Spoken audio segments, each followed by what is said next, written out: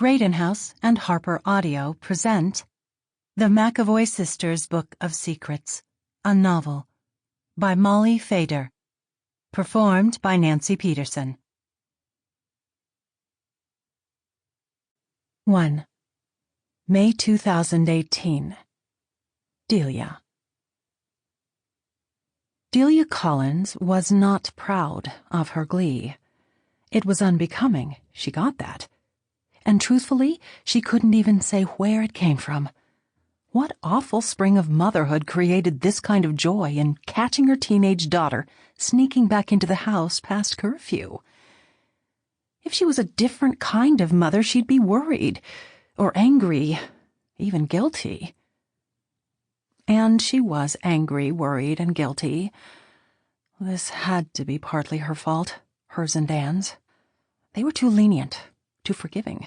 Let her sleep too long in their bed when she was a baby. Something.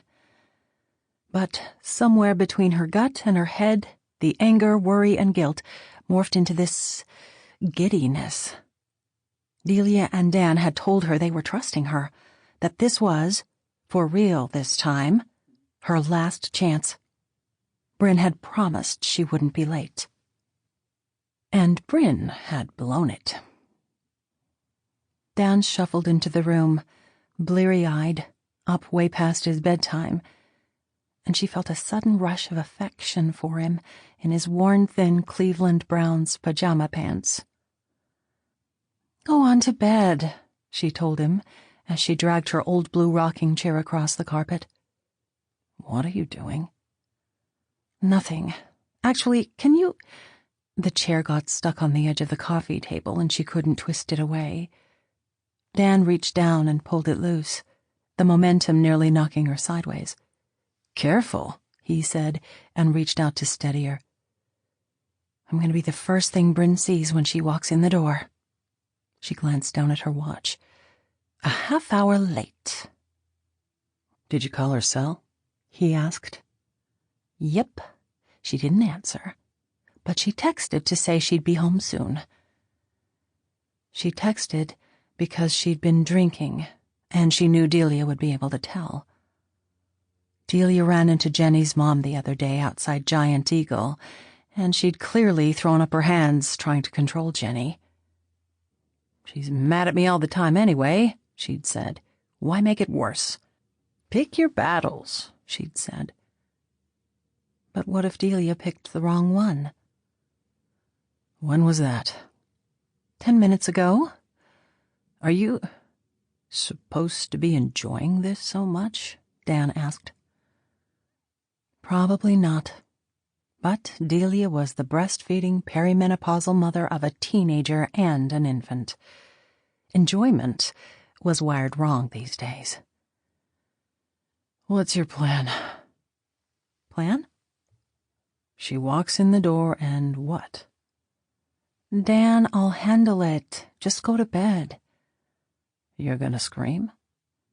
"No." "Probably." "I'm worried about you," he said. "Me?" Dan was stressed, clearly. His appearance after 10 p.m. in the living room on a weekday was proof that something was cooking in that head of his. "Between the baby, Bryn, the store, and your mom." She sat down in her rocking chair, now conveniently positioned in front of the door. "I'm fine." His silence seemed to imply that he thought otherwise. The front door swung open, and Bryn walked in, curtailing the conversation. Bryn, her beautiful daughter, looked from Delia to Dan, and then back again. And then her lip curled in a totally new and devastating way. "What? You're like waiting up to yell at me?" Delia's broad-eyed baby, who had once slept curled like a question mark in the curve of Delia's body, had turned into this teenager, surly and sleepy-eyed, wearing cutoffs that were way too short. Time folded like a fan, and Delia was struck anew by how much Bryn now looked like Lindy. It was shocking. They were carbon Sample complete. Ready to continue?